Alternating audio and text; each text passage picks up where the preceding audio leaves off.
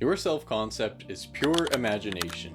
Every single thing you believe about yourself and every experience you're having, it all stems from what you're imagining. It's not coming from your past and not from your circumstances, but from your imagination right now. So in the next few minutes, you're going to discover exactly how to use your imagination to transform your self-concept, and through that, your entire reality. So to dive straight into it, one of the first things you need to understand is that everything stems from imagination. Now, when I say imagine or use the word imagination, I'm not talking about daydreaming or anything like that. When I say imagination, what I mean is the experience you're having within yourself. So when it comes to changing your self-concept, really all you're doing is changing what you're imagining about yourself. And what you imagine about yourself is what creates your experience.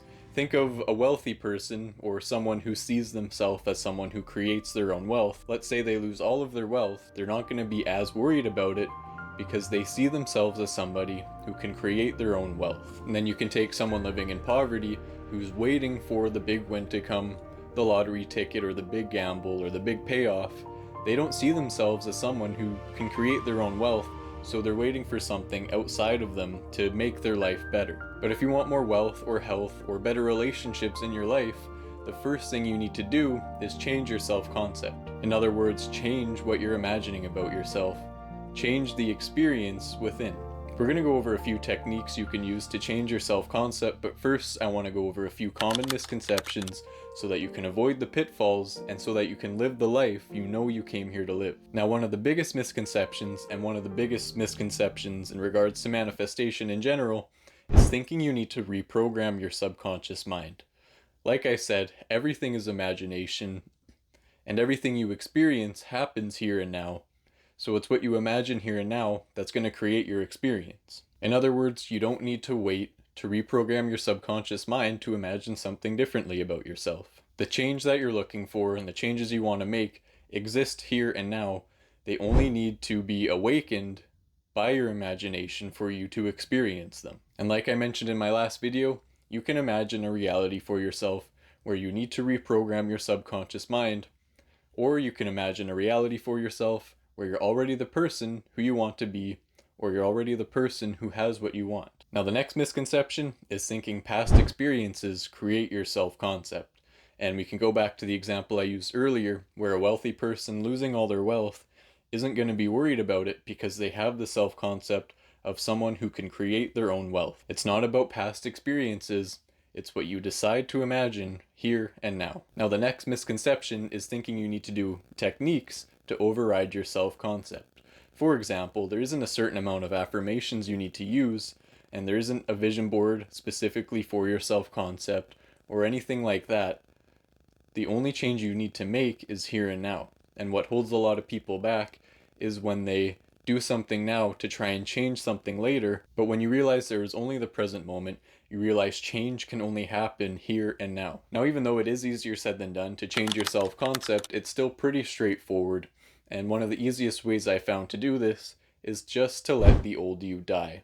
And I don't just mean the old you from 10 years ago or last year or last week, but even the you from an hour ago or 2 seconds ago. And what this does is it gives you the space you need to start giving life to your new self-concept, to give life to the person you desire to be. Now, the second thing to keep in mind is just to practice and be persistent, because at first it can feel a little weird to walk around and just be the new person you desire to be. But it's like the example I used in my last video. When you get a new pair of shoes, it feels kind of weird the first couple times you wear them, but after a bit you get used to them, and then you'll wonder why you ever used your old pair of shoes. So just practice letting go of your old self-concept and stepping into your new one until it becomes familiar. This requires a little bit of patience as well. You might not get it right away, but the more and more you do it, the more and more natural it's going to feel. This isn't meant to be a struggle, and this applies to all manifesting in general.